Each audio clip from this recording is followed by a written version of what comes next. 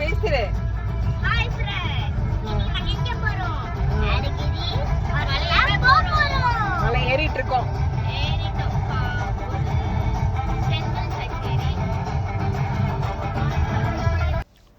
அப்படியே ஏலகிரிக்கு மேலே போயிட்டுருக்கும்போது சரி ரெசார்ட் கிட்ட வந்துட்டோமே அப்படின்னு நினச்சி போயிட்டு இருந்தா அது என்னமோ அதர பள்ளத்தாக்க நோக்கி போயிட்டுருக்கு.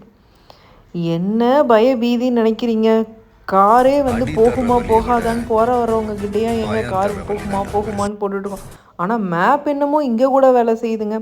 முன்ன பின்ன செத்தாதான் சுடுகாடு தெரியும்னு சொன்ன மாதிரி வந்திருந்தா தான் வழி தெரியும் போல இருக்கு.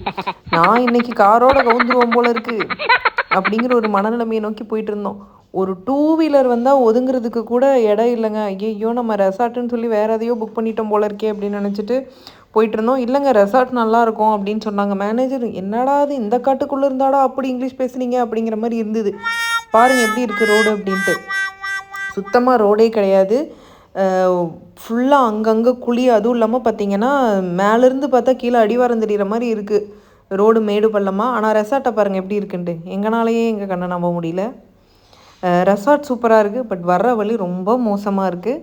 அந்த ஒரு 2 கிலோமீட்டர்ஸுக்கு வந்து பயந்து பயந்து தான் வந்து